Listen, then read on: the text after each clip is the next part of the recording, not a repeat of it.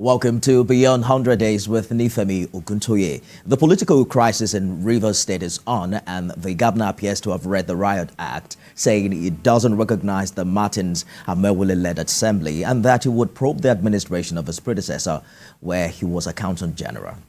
But let's begin with the kidnap situation in Kogi State. The state government has now announced the rescue of 6 more students, bringing the number of kidnapped students rescued to 20.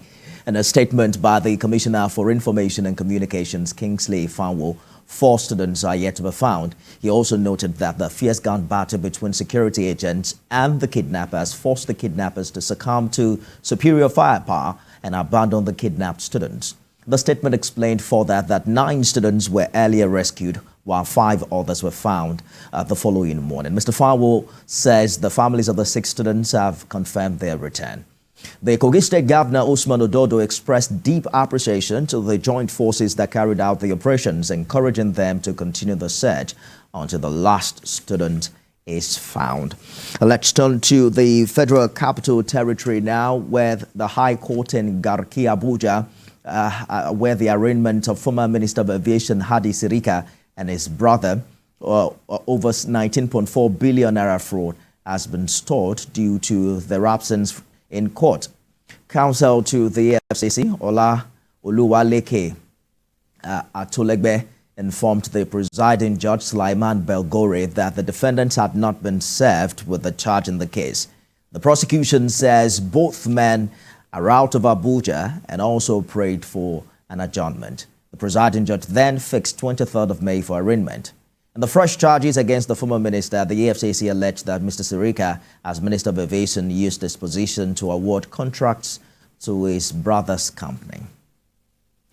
Now, let's turn our attention to Rivers State, where Governor Fubara says a judicial panel of inquiry would be set up to probe the finances of the state prior to his assuming office. Governor Fubara gave the hint at the swearing-in of Dagogo Iboroma as the new Attorney General and Commissioner for Justice of the state at the Government House. The governor noted that the new Attorney General is coming at a critical time the state is involved in many legal matters. He also expressed concerns over the inability of both warring groups to find a peaceful way out of the political crisis. Dagogo Iboroma, you're going to be the brand new Attorney General of our dear state. Why are we bringing you at this very critical time? We have a lot of issues around us. As it is today, in the local palace, they said the jungle has matured. We will be setting a panel of inquiry to investigate the affair of governance. I wish that were, because even if it's a mistake, by the special grace of God, I'm here today. Yes. Not a mistake. God doesn't make mistakes. All right, let's delve into the rivers of political crisis coming from the South State. I'm joined by Special Adviser to the Rivers State Governor on Political Affairs and Strategy, Darlington Orji. Also joining me on the program this evening from Benin as lawyer and former member of the Edo State House of Assembly, Washington Osifo. Gentlemen, thank you for joining us on the program. It's perhaps the toughest stance we've seen Governor Fubara take since the crisis began last year. Mr. Orji, the governor recently said that the Rivers State Assembly isn't existent and that he's decided to take the bulls by the horn. Precisely, what do you think happened? How do things deteriorate this bad after the many efforts to reconcile the warring parties in the past?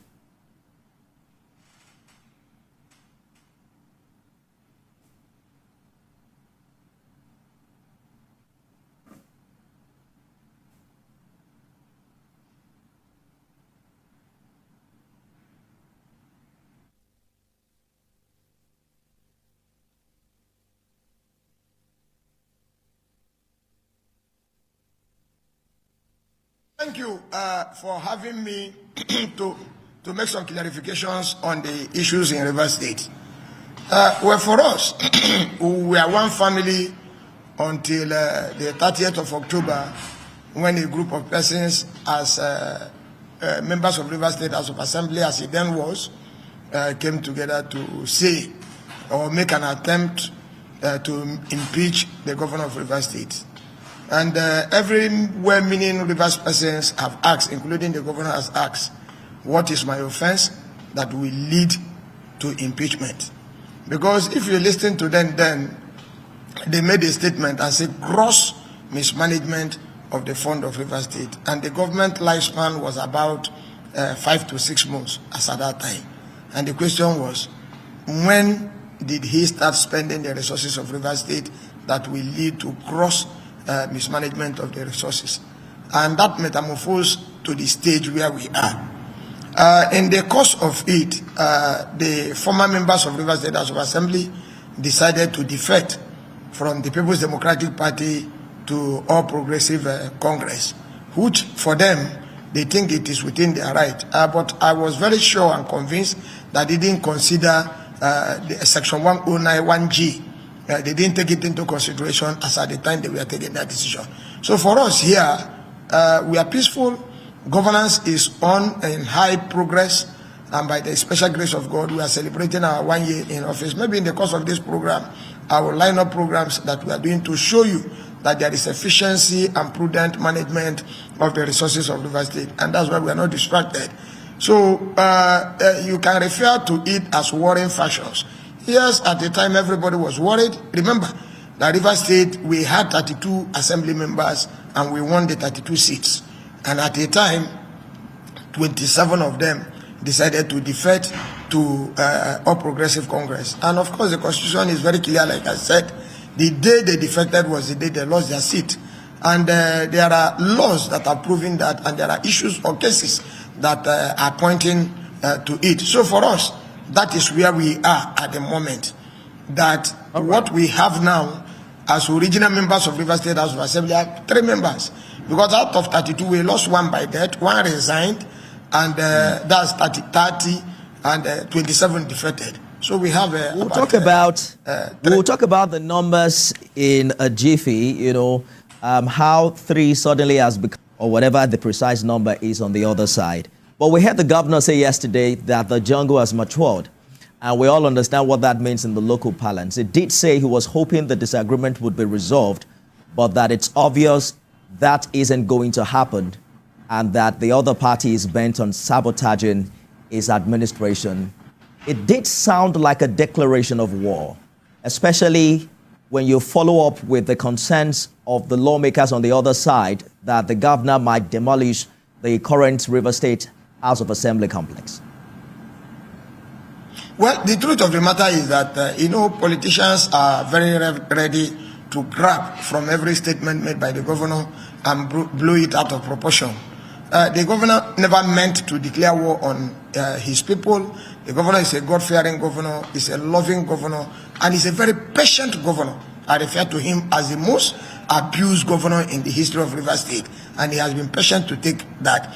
If you picked the one he said about the jungle has matured, you should also maybe you heard him when he talked about that local government chairmen will rise up, abuse him. Individuals will rise up because of what they believe that they are above the law, committing treasonable offense.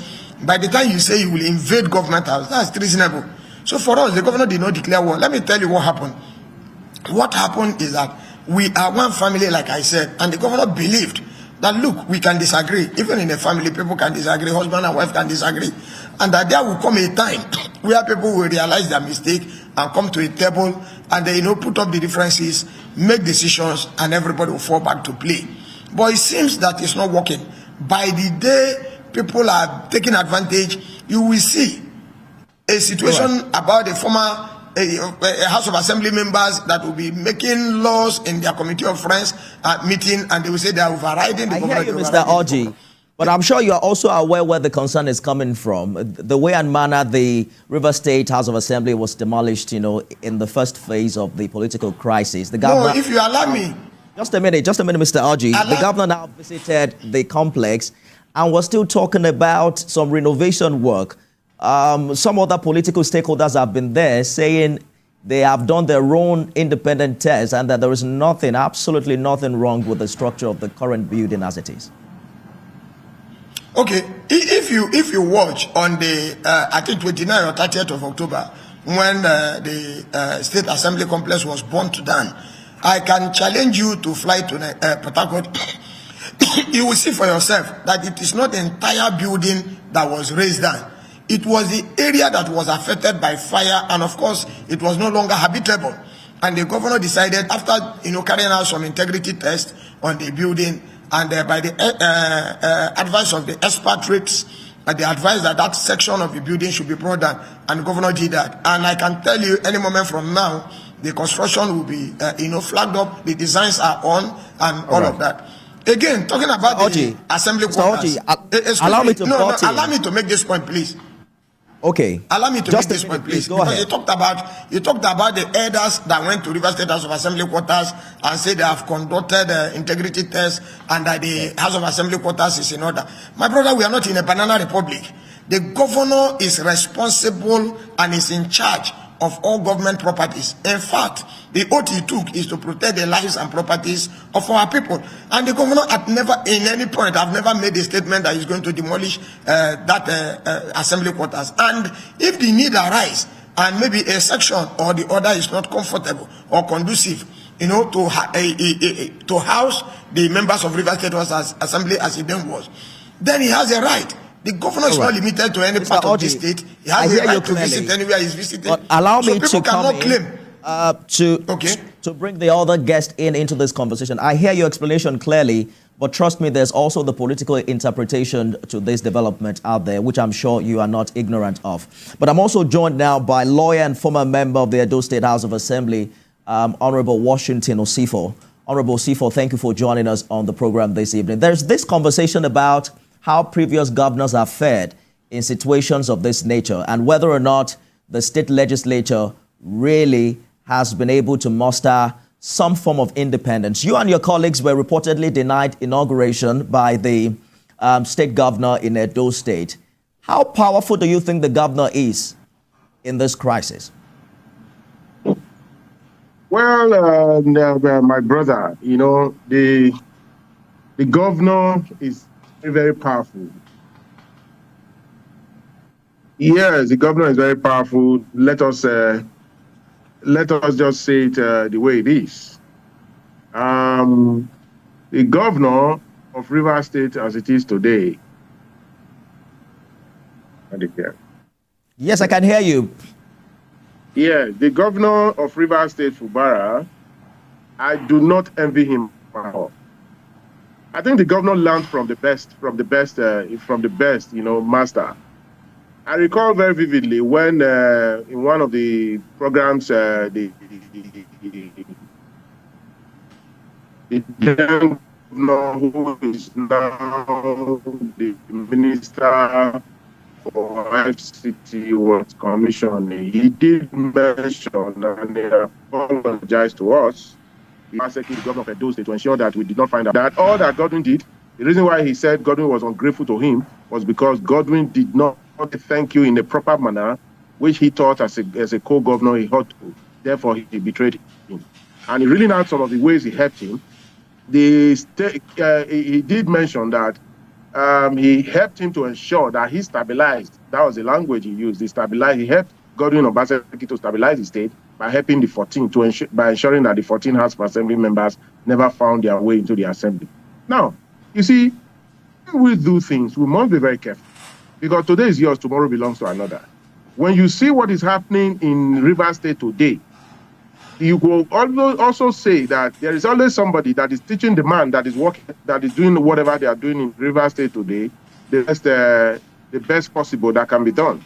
For instance, when it happened, he took away the sitting of the legislators from the known abode at Ring Road in Edo State, which is the legislative home. He took them away and he took them to Government House. If you see what is happening in River State today, that is exactly what Mr. Osifo, it sounds like you're saying that the Honorable Minister, Wike, is reaping the seed he sowed in Edo State. Is that what you're saying precisely? There cannot be better words than that.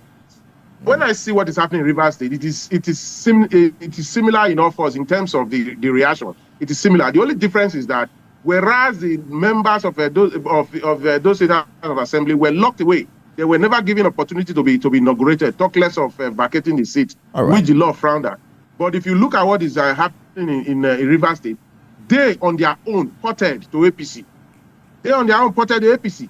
So, you know, but the reaction from the governor is similar in all fours, because the governor is not trying to use the position of the executive to ensure that he keeps away permanently those legislators who won election, who won, but by their own volition, left the PDP and became members of APC. Hold that thought, Mr. Osifo. For democracy to succeed, and survive in Nigeria, we must know that whatever is done in line with the Constitution, that is the only way this country can survive. But if you bring in political solutions to solve legal problems, you will be creating more problems in this. I am tired and I am sick of governors behaving like that. You know, today, Governor Fubara doing the worst to Governor Wike, who at a point just yesterday was also saying that he was the Alpha and Omega and perhaps the superstar. None of them has done, whether Governor Wike, whether Governor Baseki, whether Governor Fubara, or any of their likes anywhere in the Federal Republic of Nigeria, sitting as governor or as a subnational of any of the subnational government, who arrogate excess powers to themselves at the detriment of democracy, is not doing democracy any good. When we think that the man who helped Governor Baseki to stay away from to keep the 14 legislators and did manifest injustice to Edo State as today and derail the progress of Edo State, we're not able to interrogate the actions of the governor, such that democracy and development will be seen. I hear you, Mr. Osifo. Allow me to butt in, because it is really hard to. Who himself has come out to Honorable Osifo, if you can hear me, it's really hard to substantiate your claim that Mr. Wike helped the governor to derail your inauguration. No. Listen. But hold that thought, Mr. Osifo. Let us go on a short break. And then when we return, we'll continue this conversation. Stay with us, everyone. Bola Ahmed Tinubu, do solemnly swear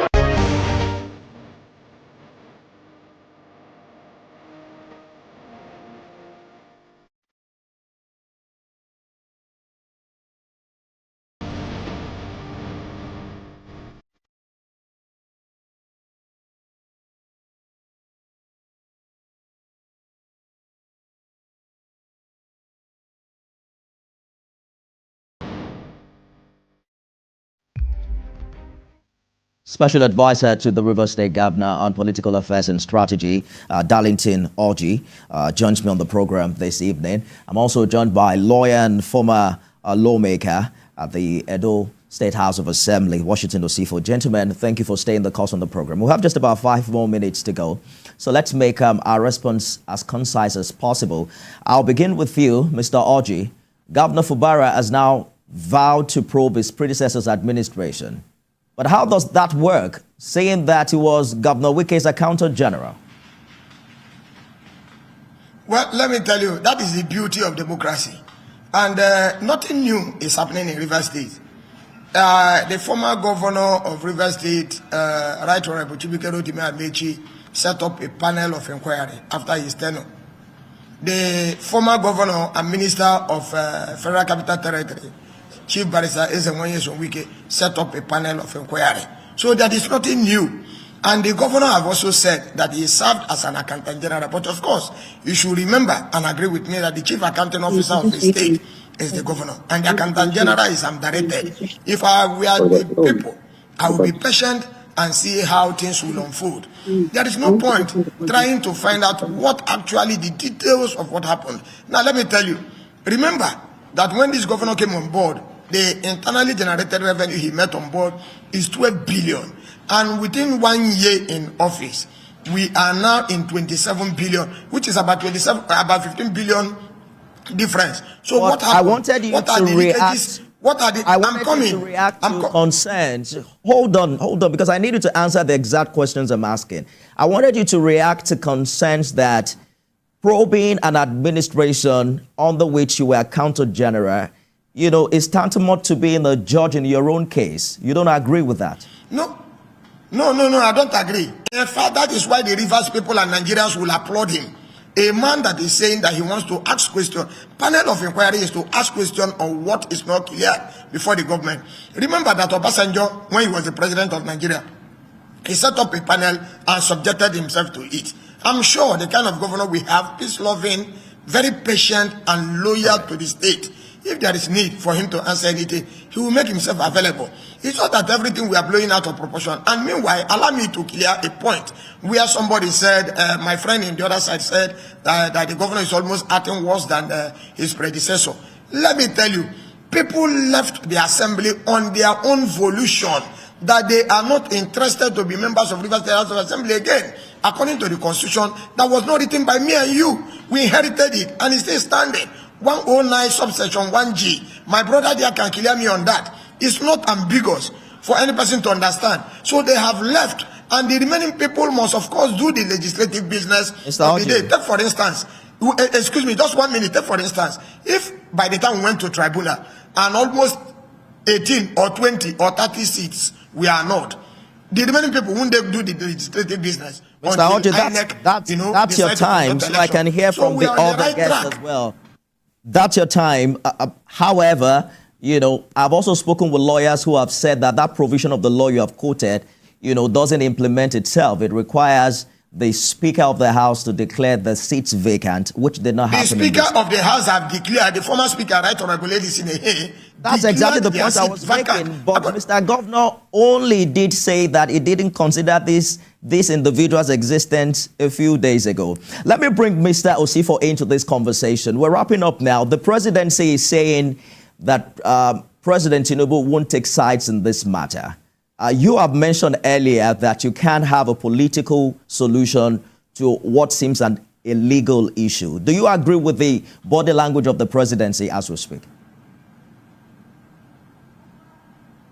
Try to do is to play the role of a father of a nation who sees things going wrong, and he attempted to bring a political solution. But it was even made worse.